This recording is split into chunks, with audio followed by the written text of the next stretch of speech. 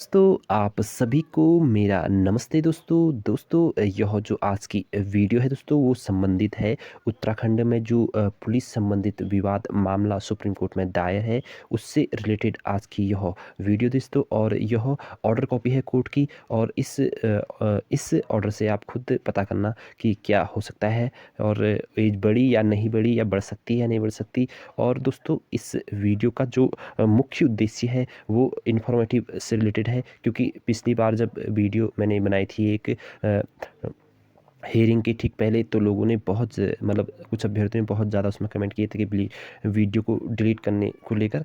लेकिन इसका जो मेन पर्पज़ है दोस्तों ये इन्फॉर्मेटिव से रिलेटेड है कि जो विद्यार्थी जिनको मतलब कुछ जानकारी नहीं है इस संबंधित, दूर दराज गाँव में कुछ नहीं पता है उनको, उनसे संबंधित ये वाली वीडियो है कि ऑर्डर में क्या आया है और क्या हो सकता है क्या नहीं हो सकता है। और इसका अगर वीडियो में कहा जाता है कि एज बढ़ने वाली है तो अभ्यर्थी कहते हैं कि अभी एज बढ़ने दीजिए तब वीडियो बनाना। अगर कहा जाता है कि एज नहीं बढ़ने वाली है तो अभ्यर्थियों का कहना था कि नकारात्मक मत फैलाओ, वीडियो डिलीट करो।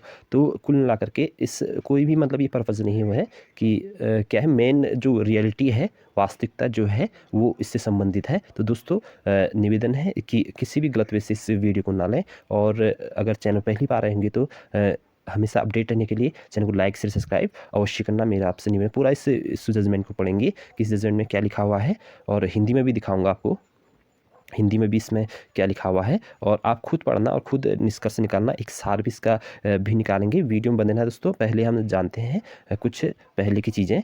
तो दोस्तों जैसे कि आपको पता है इसकी लास्ट हियरिंग जो हुई थी वो हुई थी आपको 27 फरवरी 2025 को इसकी अंतिम हियरिंग हुई थी। और किसके बेंच में हुई थी? जस्टिस राकेश थपियाल जी के बेंच में यह लगा हुआ है। उससे पहले आपको पता है कि मैथानी के बेंच में लगा था, लेकिन फिर जा कर के जस्टिस राकेश थपियाल जी के बेंच में यह आ गया था, जिससे सब लोग होप लगाए बैठे थे कि इस दिन क्या कहते हैं आ जाएगा, ऑर्डर पास हो जाएगा। और हाँ, फिर मैं इसके बाद बताऊंगा कि इसकी नेक्स्ट हियरिंग कब है। लेकिन सबसे पहले देखते हैं कि ऑर्डर में राकेश थपियाल जी ने 27 फरवरी 2025 में क्या लिखा है। जो हियरिंग हुई थी उसमें क्या क्या है इसको ठीक से पढ़ते हैं, और आगे आप भी खुद मतलब ये रियलिटी है, साइट में जाकर आप देख सकते हैं, इससे कोई गुमराह नहीं है। देखो ना, ऐसा होता है कि न्यायालय जो होता है अपने आप में बहुत बड़ी चीज़ होती है, उसके आगे किसी की नहीं चलती है। मैं कितनी ही नकारात्मक फैलाऊँ, कितनी भी सकारात्मक चीज़ फैलाऊँ कि एज बढ़ने वाली है, नहीं जी एज कल ही बढ़ जाएगी, या कि एज कभी नहीं बढ़ेगी, ये हमारे हाथ में कुछ नहीं होता है। न्यायालय के सामने किसी की नहीं चलती है। नहीं तो आपको पता होगा कि कितने बड़े आंदोलन राम कंडवाल जी के नेतृत्व में, बॉबी पवार जी के नेतृत्व में हुआ था।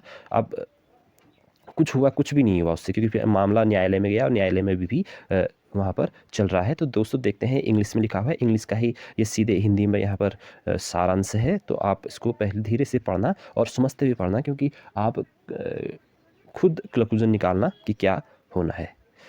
तो दोस्तों ये थी देखो यहाँ पर लिखा है ऑनरेबल राकेश थपियाल जी। मैं आराम से पढ़ता हूँ और आप भी साथ साथ में पढ़ना। श्री हेमंत सिंह मेहरा व केतन जोशी याचिकर्ता विद्वान वकील, श्री प्रदीप हैरिया राज्य के विद्वान स्थायी वकील। इस याचिका में उठाया गया मुद्दा पुलिस विभाग में भर्ती के लिए अधिकतम आयु सीमा से संबंधित है। चूंकि चयन प्रक्रिया चल रही है, जो उत्तराखंड पुलिस विभाग में ग्रुप सी जिला reserve police reserve PSC IRB पुरुष के पद के भरने के लिए दिनांक 30/12/2024 के विज्ञापन के अनुसार शुरू की गई थी। इसलिए इस न्यायालय का मानना है कि चल रही चयन प्रक्रिया जारी रहनी चाहिए, यानी कि जो प्रक्रिया चल रही है दोस्तों वो कंटिन्यू रहे, उस पर कोई भी मतलब रोक टोक नहीं है। न्यायालय के माध्यम से स्टे नहीं लगा हुआ है भर्ती में, जो कि आपको पता भी होगा कि भर्ती चल रही है। और यहाँ पर बताया गया है कि 30/10/2024 को विज्ञापन जारी किया था। किसने? उत्तराखंड यूकेएसएससी ने। किस किस का? पुलिस और पीएससी और आईआरबी का, जो कि सब मेल थी। तो इसके बारे में इस पॉइंट पर चर्चा की गई है। आगे देखते हैं। पिछली तिथियों पर मामले की कई बार विस्तार से सुनवाई हुई थी और सचिव, गृह सचिव, डीजीपी उत्तराखंड इस उच्च न्यायालय की सहायता के लिए वीसी के माध्यम से कार्रवाई में शामिल हुए थे। जैसे कि आपको पता होगा कि अपने डीजीपी भी और गृह सचिव भी इस मुद्दे को लेकर के, जो मैटर चल रहा था इसको लेकर के कोर्ट में हाजिर हुए थे ऑनलाइन। तो उनकी भी सहायता ली गई है और इसमें कई बार मामले पर विस्तार से क्या हो गई है, चर्चा हुई है इस पॉइंट पर, ये कहने का ये वाला मतलब है। अगला चलते हैं, श्री प्रदीप हैरिया विद्वान स्थायी अधिवक्ता ने इस न्यायालय के समकक्ष दिनांक 15/2/2025 के लिखित निर्देश प्रस्तुत किए, जिसके अवलोकन से पता चलता है कि दिनांक 30/10/2024 के विज्ञापन के अनुसार शुरू की गई चयन प्रक्रिया में भर्ती वर्ष 2022-23 की 1550 रिक्तियां भर्ती वर्ष 2023-24 की 450 रिक्तियां भी शामिल की गई है। दूसरे शब्दों में चल रही चयन प्रक्रिया में पिछले भर्ती वर्षों से संबंधित कुल 2000 रिक्तियां भी शामिल है। यहाँ पर ये बहुत मेन इंपॉर्टेंट आ रहा है, जहाँ पर लोग कहते हैं कि कितने एज बढ़ने की संभावना है 2 साल या 3 साल में। इस पॉइंट में यहाँ पर थपियाल जी ने अपने ऑर्डर में क्लियर कर रखा है कि जो ये 2000 पोस्टें आ रखी है दोस्तों, ये जो 2000 पोस्टें हैं इसमें कुछ जो 1550 पोस्टें हैं ये तो है आपकी 1550 पोस्टें हैं वो हैं 2022 और 23 की, और इसमें 450 पोस्टें हैं जो वो है आपकी 2023-24 की। अब ऐसा क्यों कहा गया, अलग क्यों बताया, क्योंकि उत्तराखंड की जो नियमावली है दोस्तों, मतलब कि जो उत्तराखंड सरकार की जो नियमावली है उसमें साफ साफ ये कहा गया है कि चाहे 1 पोस्ट बचे, चाहे 2 पोस्ट रहे, चाहे 3 पोस्ट रहे, इन भर्ती हर साल निकलेगी पुलिस की, चाहे पोस्टें कितनी भी हो, 40, 50, 60, 80, क्योंकि कोई भी जो आवेदक है, वो अभ्यर्थी है, वो क्या ना हो जाए, उसकी एज ना चली जाए, इसलिए नियम किया गया है कि हर अभ्यर्थी को पुलिस की भर्ती में ट्राई करने का मौका मिलेगा। लेकिन आपको पता है कि 2014 के बाद 2022 में भर्ती आई, और उस दौरान बहुत सारे अभ्यर्थी क्या हो गए, आउट ऑफ डेट हो गए, जिन्होंने एक भी भर्ती का मौका नहीं दिया। कम से कम 3 साल वाले विद्यार्थी ऐसे हैं ना, जो अभी वर्तमान में 26, 27, 28 साल की एज में होंगे, जिन्होंने एक भर्ती में भी ट्राई अभी तक नहीं किया है। तो इनको इसी वजह से हुआ क्योंकि हर साल भर्ती नहीं आई, जबकि नियमावली पर लिखा हुआ है कि हर साल क्या दी जाएगी, भर्ती दी जाएगी पुलिस संबंधित। यही बात थपियाल जी ने कहा वहाँ पर से वकील से कहा, गवर्नमेंट ने, जब ऐसा आपने नियमावली में लिखा है तो आप भर्ती क्यों नहीं निकाली, और अगर नहीं निकालते इनको आप क्यों नहीं दे रहे हो, मौका क्यों नहीं दे रहे हो इन लोगों को। तो ये थी। आगे देखते हैं दोस्तों। तो इसमें यहाँ पर मतलब अभी इसके अनुसार 2 साल ये समझ में आ रहा है कि 2022-23 और 23-24 मतलब कि 2 साल अभ्यर्थियों को मौका मिल सकता है, लेकिन 3 भी हो सकता है। अभी थोड़ा सा पहले पूरा पढ़ लेते हैं, उसके बाद एक छोटा सा सार इसका निकालेंगे। आगे देखते हैं पॉइंट नंबर। दिनांक 17/2/2025 को एक और लिखित निर्देश भी इस न्यायालय के समकक्ष रखा गया, जिससे संदर्भ दिया गया था कि 2022-23 के पूर्व भर्ती वर्ष की रिक्तियों को भरने के लिए 31/7/2023 को उत्तराखंड लोक सेवा आयोग को एक अधियाचन भेजा गया था, लेकिन कुछ कारणों से विज्ञापन जारी नहीं किया गया था। यहाँ पर एक और बात रखी गई है कि इसमें जो है 2021 और 22 की भी क्या है, मतलब ऐसा क्लू समझ में आ रहा है कि 2021 और 22 की भी कुछ सीटें इसमें शामिल है। इस पॉइंट से लगता है कि अब ये 3 साल का मैटर यहाँ पर चल रहा है कि 2021 और 22 की जो भर्ती थी उसको 31/7/2023 को दिया गया था कि इस भर्ती को, लेकिन कुछ कारणों से नहीं हो पाया, ऐसा यहाँ पर स्पष्टीकरण दिया गया। आगे पॉइंट देखें।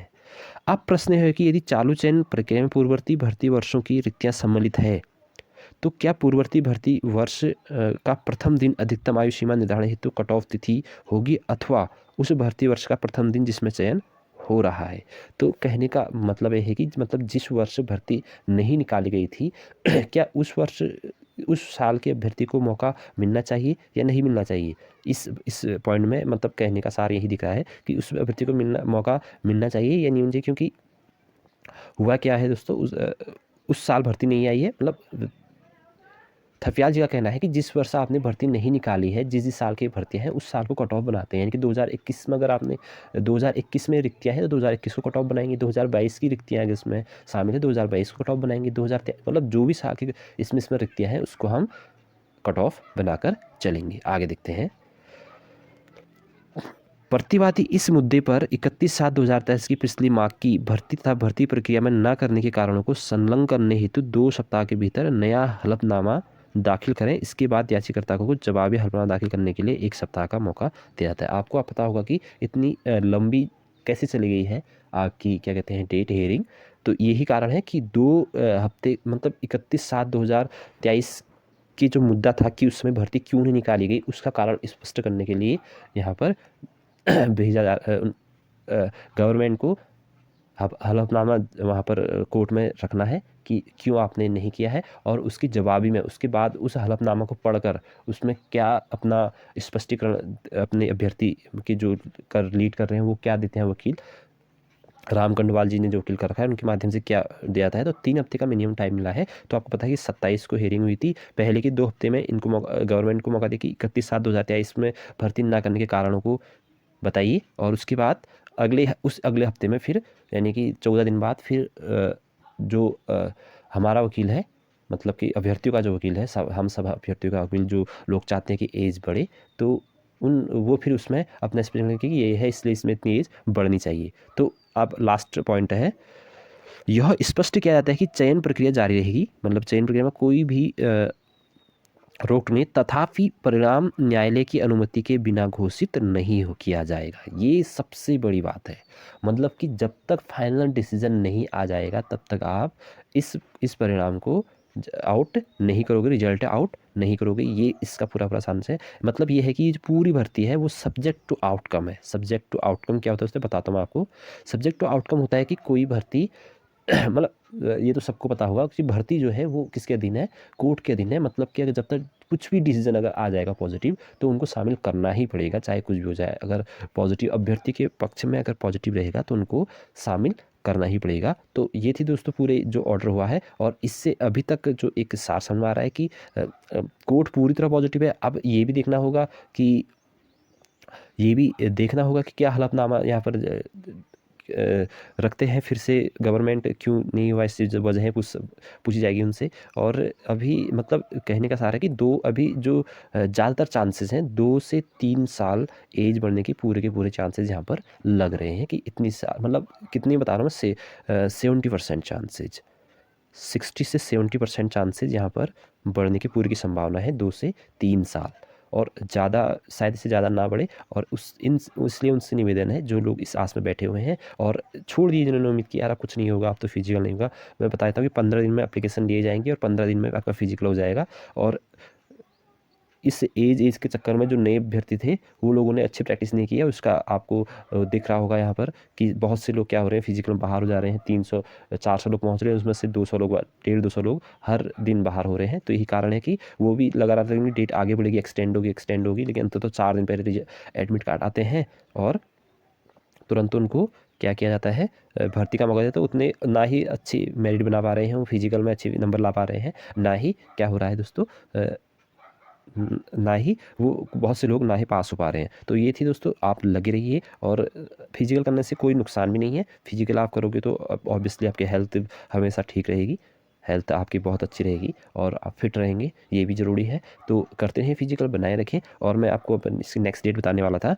नेक्स्ट डेट जो है इसकी अभी जो दिख रही है वो है 25 मार्च। यहाँ पर नेक्स्ट डेट यहाँ पर जारी करके 25 मार्च को इसकी अगली हेयरिंग होगी। और मैं आपसे मैं कह देना चाहता हूँ कि इसमें 2 या 3 हेयरिंग और लगने वाली है यहाँ से, यानी कि 2-3 हेयरिंग का मतलब है 2 और 3 हेयरिंग कम से कम बता रहा हूँ मैं, ज़्यादा की बात नहीं बता रहा, कम से कम 2 या 3 हेयरिंग और लगनी है। जो अभी जो नेक्स्ट हेयरिंग है वो बताया मैंने आपको 25 मार्च 2025 को इसकी हेयरिंग होगी। उस हलफनामा पर चर्चा की जाएगी और इसमें 2 या 3 हेयरिंग मिनिमम लगनी है। और सभी लोग जो एज बढ़ाने को लेकर वो फंड की भी तैयारी रखें, क्योंकि इसमें फंड की आवश्यकता पड़ेगी हमें। शीर्ष वर्ग जो हमारा वहाँ पर काम कर रहा है तो उनको भी फंड की ज़रूरत पड़ेगी। तो मेरा निवेदन है कि सभी लोग तैयार रहें हमेशा। और इसमें भी लगभग ये मैटर जो जाता है ना उसमें अप्रैल में ही सॉर्ट आउट हो पाएगा, मुझे लग रहा है, जहाँ तक संभावना है अप्रैल में सॉर्ट आउट होगा। तो मई या जून के आसपास का अगला फिजिकल देखने को आपको मिल सकता है अगर आयु बढ़ती है तो। और साथ साथ में तो अन्य जॉब्स की भी तैयारी